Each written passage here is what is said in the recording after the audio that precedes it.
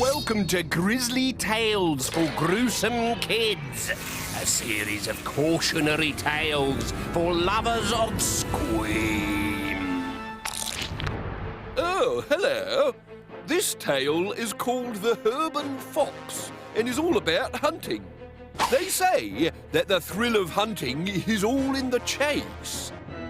Come on, Spindleshanks, run! But they think it's all in the killing. Myself.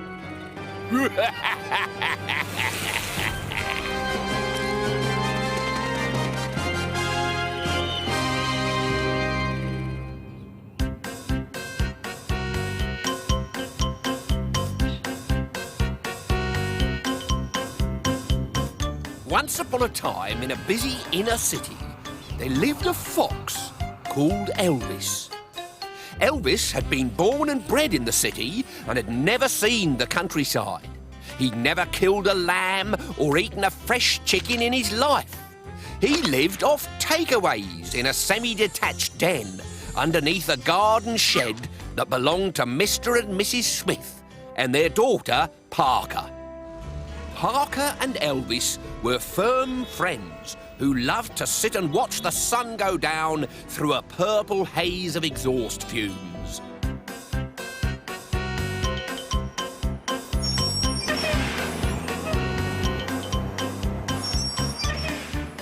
One day, a new family moved into the street.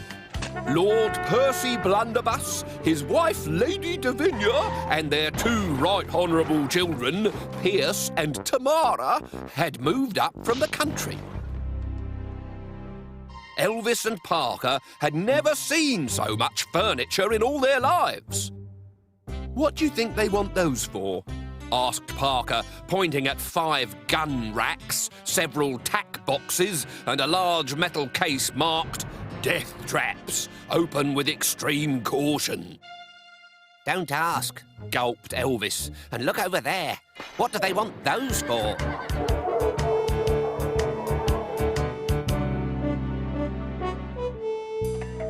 The following morning, all was revealed when Mr. and Mrs. Smith received a visit from Pierce and Tamara. "Hello," boomed Pierce. "How's it hanging, Gramps? Just getting to know the natives, what?"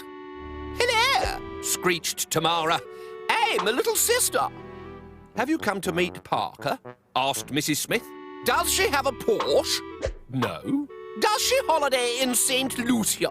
"No." "Is she stinking rich, then?" "She gets £1 a week pocket money." "Then why would we want to know her?"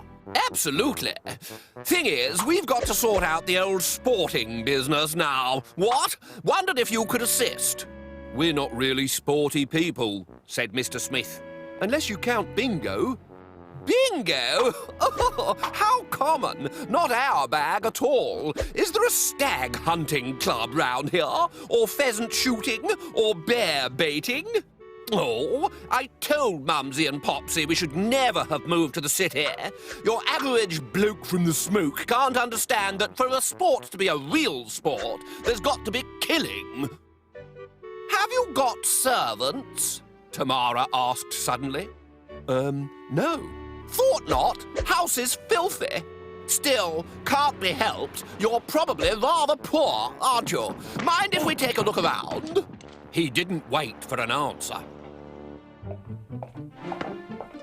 "Gadzooks, it's a fox!" "Vermin!" shrieked Tamara. "That's Elvis," said Mr. Smith. "Don't care if it's Big Bopper and the Blue Notes, it's got to go." "What do you mean, got to go?" said Parker. "He's my pet." "Was your pet? Leave it to the experts. We know what to do." "What do you mean?" said Mrs. Smith. But the Blunderbuss children had gone. "Tally-ho, sis! Flock up!" Half an hour later, a bugle sounded. "They're going fox hunting." "There'll be trouble if they trample my begonias." "Oh, listen to me. Here's me going on about my flowers, and it's you they're hunting to death, Elvis. What are we going to do to save you?" "Don't worry about Elvis. Those are country hounds, and this is a city fox. They'll never catch him. He's far too streetwise. Then the urban fox covered his scent with a squirt of perfume and shot out through the cat flap to meet the hounds head-on. 6 gardens down, the bugle sounded for a second time. Tally-ho! Now, foxes are the most cunning creatures on earth. The gardens were too small for Elvis to run away, so his plan was to blend in with the city and make himself invisible. In the first garden, he stood next to a family of gnomes. The hunt steamed by without so much as a second glance. "They've got the fox's scent," bellowed Piers, foaming slightly at the mouth. In the second garden, Elvis lounged by the swimming pool with a good book and a fruit cocktail. "Hello," waved Tamara as she galloped past. "Lovely day for it." And in the third garden, he curled himself into the shape of a satellite dish. The dogs stopped and sniffed and whined and barked, but they couldn't see him. "Onward!" bellowed Piers. By now, the hunt had left a trail of destruction in its wake. Knocked down fences, flattened flower beds, twisted climbing frames. There was a punctured paddling pool, a cracked patio, a bent barbecue, and one unlucky potting shed.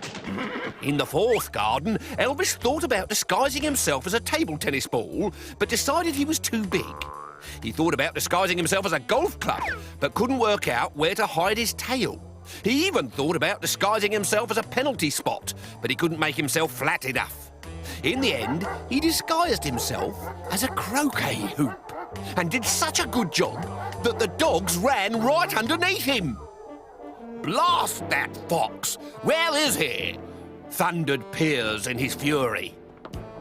In the fifth garden, the urban fox pretended to be an urban burglar, and the hunt sailed by as if an urban burglar was the most normal sight in the world. "I'm getting rather tired," complained Tamara. In the sixth garden, Elvis disguised himself as a bird bath. In the seventh, as a crunchy munchy machine for chewing up weeds. In the eighth, as a shopping trolley. In the ninth, as a hammock. In the 10th, as a rotating washing line, which fooled the hunt completely. And in the 11th... well, there was no 11th, because in the 11th garden, the police were waiting to arrest Tamara and Piers for criminal damage. But Tamara and Piers did not want to go to prison. "Head for the hills!" shouted Piers, and they rode off into the distance like Butch Cassidy and the Sundance Kid. Only difference was they never found the hills, because in that city there were none.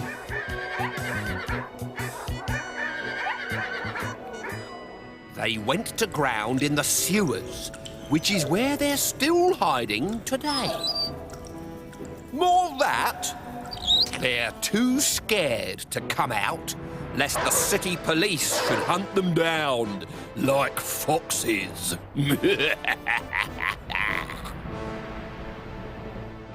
That wretched urban fox has given Spindleshanks ideas.